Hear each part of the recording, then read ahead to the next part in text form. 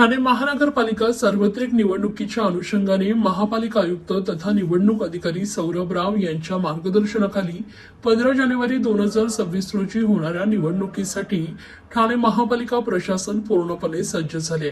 ठाणे महापालिका क्षेत्रातील 33 प्रभागांमध्ये ही निवडणूक बहुसदस्यीय पॅनल पद्धतीने होत असून 1 ते 28 व 30 ते 33 प्रभागांमध्ये अ, ब, क, ड अशा 4 जागांकरता व प्रभाग क्रमांक 29 मध्ये अ, ब, क अशा 3 जागांकरता मतदारांना मतदान करावयाचे आहे.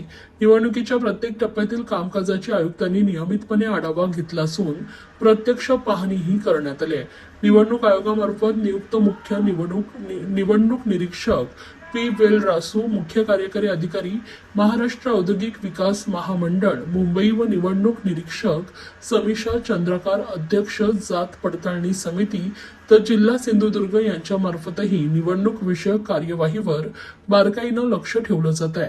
ठाणे महानगरपालिका क्षेत्रामध्ये 16,49,869 इतकी मतदार संख्या असून त्यामध्ये 8,63,878 पुरुष व 7,85,830 महिला आणि 159 इतर मतदार आहेत.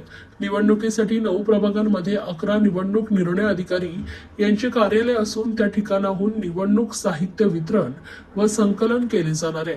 निवडणुकीकरता 33 प्रभागांमध्ये एकूण 213 मतदान केंद्र स्थापन करण्यात आलेली आहेत. मतदान केंद्रावर सर्व आवश्यक सुविधा तसेच मदतीसाठी स्वयंसेवक, दिव्यांगांसाठी व्हीलचेअर, ज्येष्ठ नागरिकांसाठी बसण्याची सोय, पिण्याच्या पाण्याची सुविधा उपलब्ध असणार आहे. मतदान केंद्रावरील कामकाजाकरता मतदान केंद्राध्यक्ष, 3 मतदान केंद्र अधिकारी व शिपाई यांची नेमणूक करण्यात आली आहे.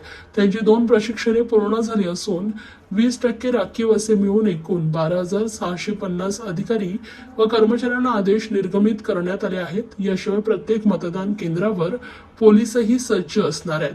निवडणुकीकरता कंट्रोल युनिट व बॅलेट युनिट प्राप्त झालेली असून सर्व मतदान यंत्रांची प्राथमिक तपासणी करण्यात आली आहे. सर्व मतदान यंत्रे सीलबद्ध करून संबंधित निवडणूक निर्णय अधिकारी कार्यालयात निर्माण केलेल्या स्ट्रॉंग रूम मध्ये कडक पोलीस बंदोबस्तात ठेवण्यात आले. सर्व मतदान केंद्रावर सीसीटीव्ही यंत्रणा सज्ज ठेवण्यात आली आहे.